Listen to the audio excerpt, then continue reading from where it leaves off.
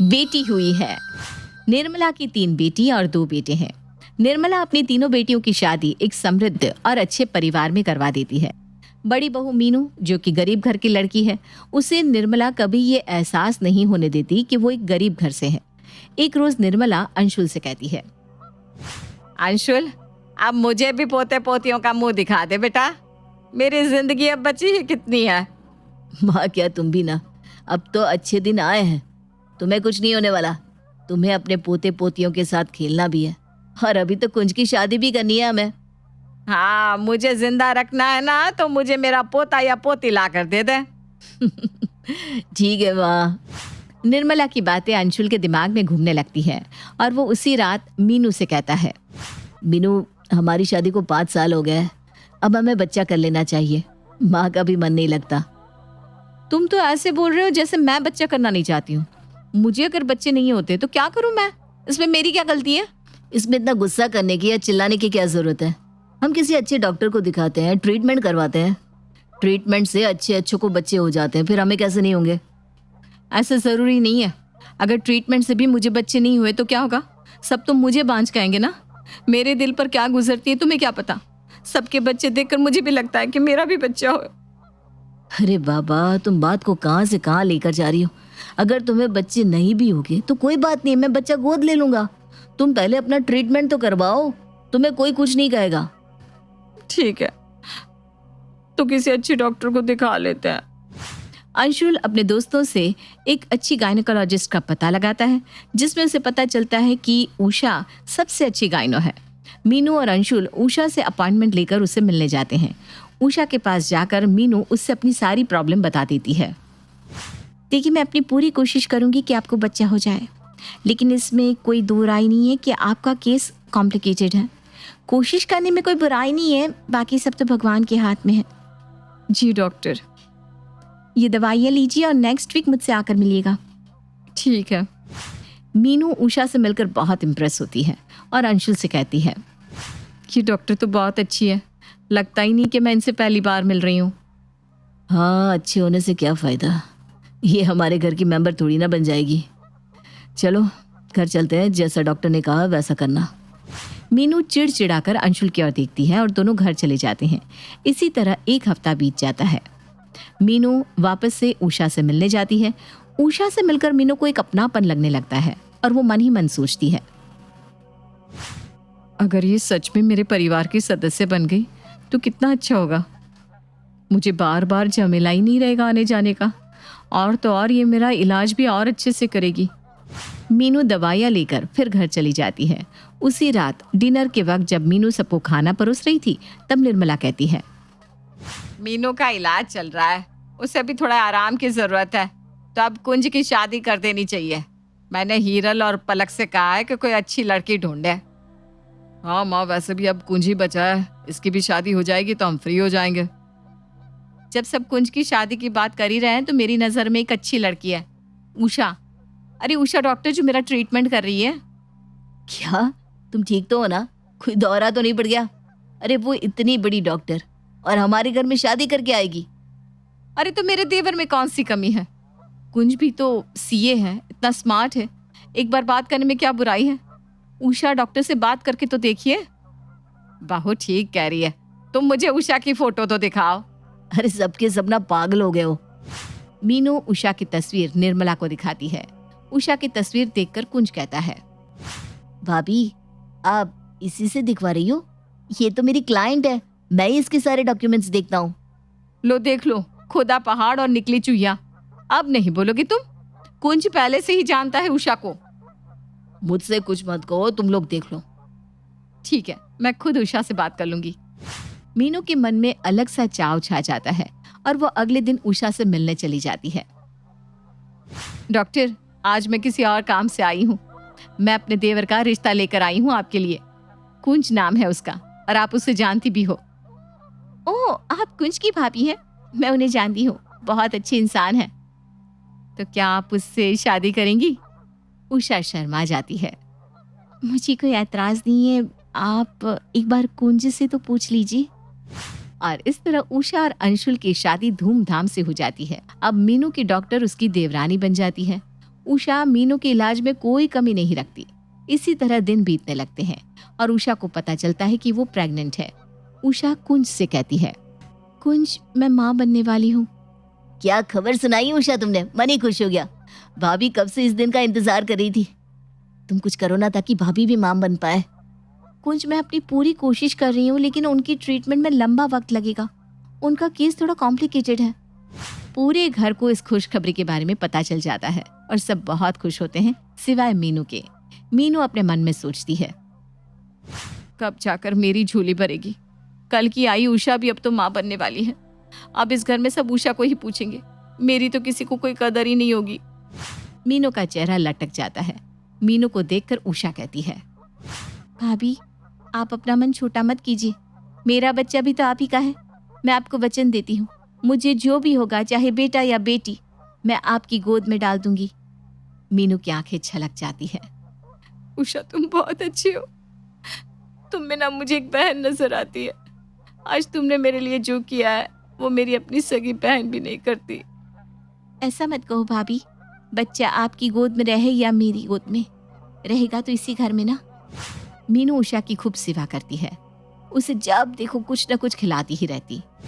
उषा, देखो, अब तुम्हें बाहर का कुछ भी नहीं खाना, मैदा तो बिल्कुल भी नहीं। लो, ये दूध पी लो।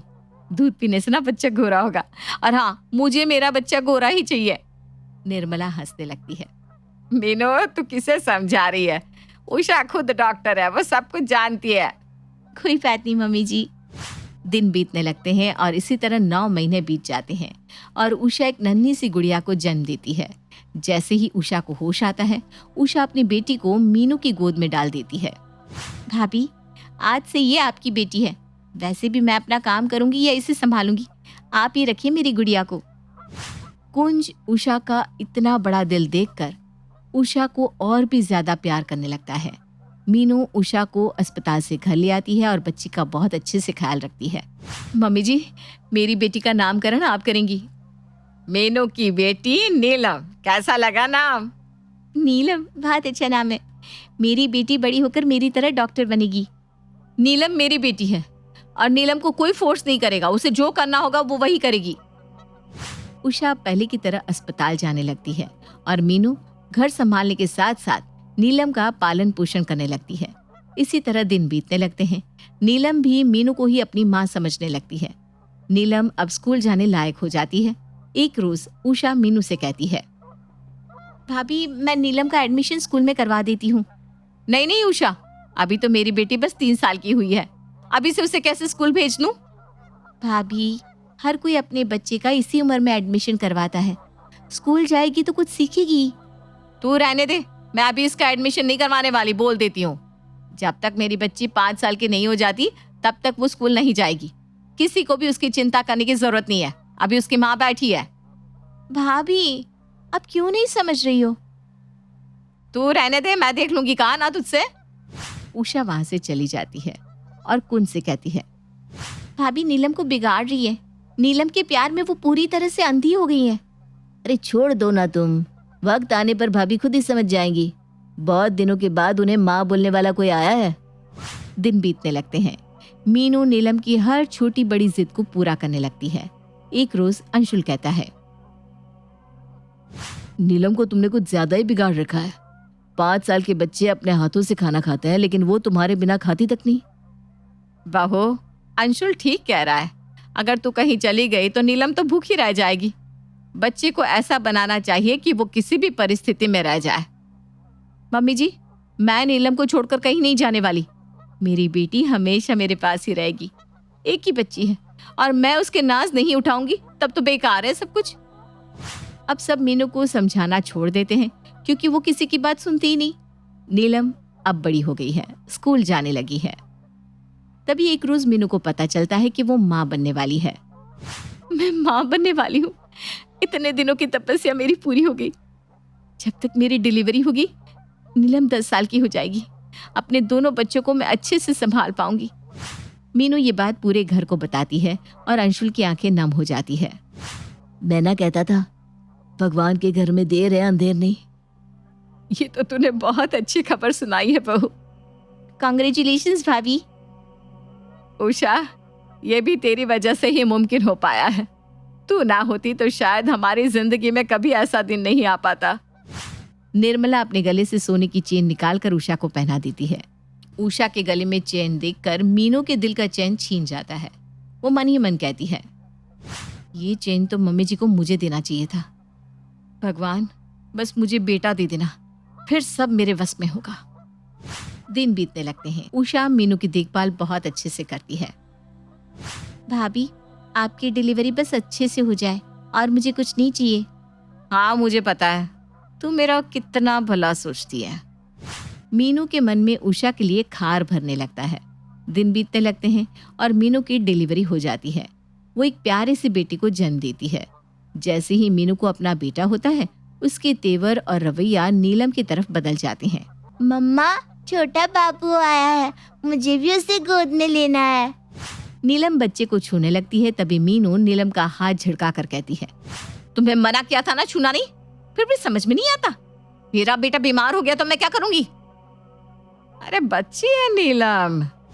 पहली बार मीनू के मुंह से ऐसा सुनकर सबको अजीब लगता है। नीलम रोने लगती है और उषा के गले जाकर लग जाती है। मीनू का ध्यान अब अपने बेटे में ही लगा रहता। मीनू को छुट्टी दिलाकर घर ले जाया जाता है। मीनू के स्वागत में नीलम, कुंज और अंशुल के साथ घर से जाती है। नए बच्चे के आने से घर में रौनक छा जाती है। नीलम पहले की तरह मीनू के कमरे में चली जाती है और अपनी जगह पर सोने लगती है। नीलम को सोया देखकर मीनू बहुत जोर से उस पर चिल्लाती है, नीलम, आज से तुम या तो अपनी दादी के पास या उषा के पास सोओगी। नहीं, ये मेरी जगह है, मैं यहीं सोऊंगी। मुझसे सामान लड़ाती है। मेरा बाबू छोटा है, वो यहाँ सोएगा, तुम जाओ दूसरे कमरे में। मम्मा, मैं यहीं रहूंगी, बस ये मेरी जगह है। मीनू नीलम को थप्पड़ मार देती है। नीलम जोर जोर से रोने लगती है। नीलम की आवाज सुनकर सब वहां आ जाते हैं। तब अंशुल कहता है, मीनू, तुम रह रहकर पगला जाती हो क्या? अरे नीलम छोटी बच्ची है और तुम उस पर हाथ उठा रही हो। बाहू, तुम मेरी पोती पर हाथ नहीं उठा सकती। हाँ हाँ, अब सब मुझे ही सुनाओ। अब मैं क्या करूं? नीलम जिद ही इतना करती है। उसे जिद्दी तुमने ही बनाया ना। जब हम मना करते थे तब तो तुम हमारी सुनती नहीं थी। अब बच्ची पर चिल्ला कर क्या होगा। चलो नीलम, अब तुम इस कमरे में मत आना, चाची के पास सो जाओ। उषा की आंखें भर आती है। वो नीलम के सिर पर हाथ रखकर उसे फुसलाते हुए कहती है, मत रो नीलम, बाबू को भी मम्मी की जरूरत है। तुम कुछ दिनों तक मेरे पास सो जाओ। बाबू बड़ा हो जाएगा तो तुम फिर से अपनी जगह पर सो सकती हो। ठीक है चाची। नीलम उषा के पास चली जाती है। अब मीनू नीलम पर एक जरा ध्यान नहीं देती, ना कि उसकी कोई वैल्यू करती। नीलम अब गुमसुम सी रहने लगती है। उसे हर वक्त अपनी माँ की कमी महसूस होने लगती है। एक रोज नीलम के स्कूल में एनुअल फंक्शन था और टीचर कहती है, सभी बच्चे अपने पेरेंट्स को लेकर आएंगे, पेरेंट्स का आना अनिवार्य है। नीलम मन ही मन सोचती है, मेरा डांस देखने तो मेरी मम्मा जरूर आएंगी। छोटा बाबू के कारण मम्मी ऐसा बोल रही थी। नीलम खुशी खुशी घर आती है। मीनू बच्चे को सुला रही थी। नीलम मीनू का हाथ पकड़कर कहती है, मम्मा, कल मेरे स्कूल में एनुअल फंक्शन है और टीचर ने तुम्हें बुलाया है।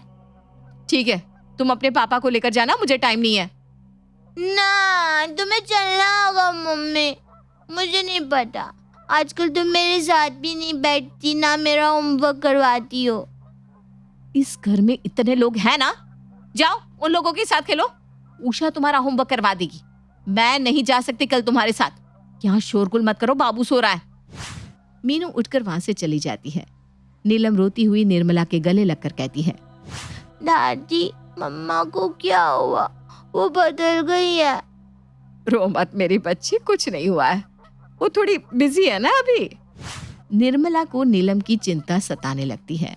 वो अंशुल और कुंज से कहती है, नीलम के साथ जो हो रहा है वो बहुत गलत है। तुम दोनों देखते ही रहोगे या कुछ करोगे भी। ये वही भाभी है जो नीलम पर अपनी जान छिड़कती थी। समझ में नहीं आ रहा भैया, भाभी में इतना बदलाव अचानक से कैसे आ गया। मैं तो सब समझ रहा हूँ उसे क्या हुआ है। उसकी अकल मैं ठिकाने लगाता हूँ। अंशुल अंदर ही अंदर कूदता रहता है। अगले दिन नीलम का 10वां बर्थडे रहता है और वो बहुत खुश होती है कि हर बार की तरह उसका ये बर्थडे भी बहुत अच्छे से मनेगा। रात के 12 बजे उषा अपने कमरे में नीलम का बर्थडे केक कटवाती है और सब नीलम को बर्थडे विश करते हैं सिवाय मीनू के। मीनू को याद तक नहीं होता कि आज नीलम का बर्थडे है। अगली सुबह उषा नीलम को नए कपड़े पहना देती है। नए कपड़े पहनकर नीलम भागते हुए मीना के पास जाती है। मम्मा मैं कैसी लग रही हूँ? अरे सुबह सुबह इतना तैयार होने की क्या जरूरत है? बिगाड़ दिया ना सब तुमने। जाओ जाकर कपड़े बदल लो, नहीं तो मार पड़ेगी तुम्हें। ये क्या बोल रही हो तुम मीनू? आज मेरी गुड़िया का बर्थडे है। अरे बर्थडे है तो क्या करूं मैं? सिर पर बिठा लूं क्या? अंशुल मीनू से कुछ नहीं कहता ताकि नीलम का बर्थडे स्पॉइल ना हो। अंशुल नीलम को चॉकलेट दिलवाकर स्कूल छोड़ देता है। रात में नीलम की बर्थडे पार्टी के लिए उषा और घर के सभी लोग तैयारी में लग जाते हैं। नीलम स्कूल से आएगी तो उसे सरप्राइज देंगे। कितना खुश होगी मेरी बच्ची। हाँ वैसे भी कुछ दिनों से बहुत दुखी है वो, थोड़ी खुशी तो मिले उसे। सबको इतना खुश देखकर मीनू मुंह बनाने लगती है। जैसे ही नीलम घर आती है सब उसे सरप्राइज कर देते हैं। पूरा घर सजा हुआ देखकर नीलम कहती है, अच्छा तो ये बात है, मम्मा मुझे सरप्राइज देने के लिए मेरे साथ ऐसा कर रही थी। थैंक यू सो मच मम्मा। नीलम जाकर मीनू से चिपक जाती है। मीनू झटक कर नीलम को अपने से दूर करती है। नीलम गिर जाती है और फूट फूट कर रोने लगती है। अब मेरे मम्मा नहीं हो सकती। I hate you. अब मुझसे दूर ही रहना। आज का दिन मेरा सबसे खराब दिन है। नीलम रोकर अपने कमरे में चली जाती है और अंशुल का पारा फट जाता है। तुम्हें माँ बनने का कोई हक नहीं है, वही ठीक था। तुम्हें बच्चा नहीं था, वो तो उषा ने तुम पर मेहरबानी कर कर तुम्हें अपना बच्चा दे दिया। और तुमने क्या किया? जिस बच्ची ने तुम्हें पहली बार माँ कहा, आज तुमने उसके साथ ऐसा किया। अब मुझे समझ में आया कि भगवान ने तुम जैसी औरतों को बच्चे से वंचित क्यों रखा था अब तक। मेरी मती मारी गई थी जो मैंने तुम्हारा इलाज करवाया। तुम इसी तरह रहने लायक थी। आज अपना बच्चा होते ही तुमने अपना रंग बदल लिया। उषा अपनी बेटी को अब तुम संभालो। ये औरत क्या समझेगी माँ क्या होती है। एक माँ कभी अपने दोनों बच्चों में कोई फर्क नहीं समझती। नीलम को आज ही मैं सब कुछ सच सच बता दूंगा। अंशुल नीलम को सच बता देता है। चाची आज के बाद मैं हमेशा आपके साथ रहूंगी। भाभी आप बांझ रहने लायक ही थी। मैंने बहुत बड़ी गलती कर दी आपका ट्रीटमेंट करके। माँ बनना हर औरत का सपना होता है और आपने तो माँ बनते ही रंग बदल दिया। तुमने बहुत गलत किया बहू। तेरे बेटे को अगर पैदा होते ही उषा को दे देती मैं, तो तुझे कैसा लगता? सब मीनू को अकेला छोड़कर नीलम का बर्थडे मनाने बाहर चले जाते हैं। मीनू को अपनी गलती का एहसास होने लगता है और वो खुद को पापी समझने लगती है। जैसे ही सब रात को घर आते हैं मीनू रोकर कहती है, मैं बहुत बड़ी पापी नहीं हूँ, मेरी गलती की कोई सजा नहीं। नीलम मुझे माफ कर दी मेरी बच्ची। मीनू की हरकतों से सब उसे नफरत करने लगते हैं और उससे कोई बात नहीं करता। मीनू घर में रहती तो सबके साथ है, लेकिन सब उससे खुद से दूर रखते हैं और एक गलती की सजा उसे जिंदगी भर भुगतनी पड़ती है।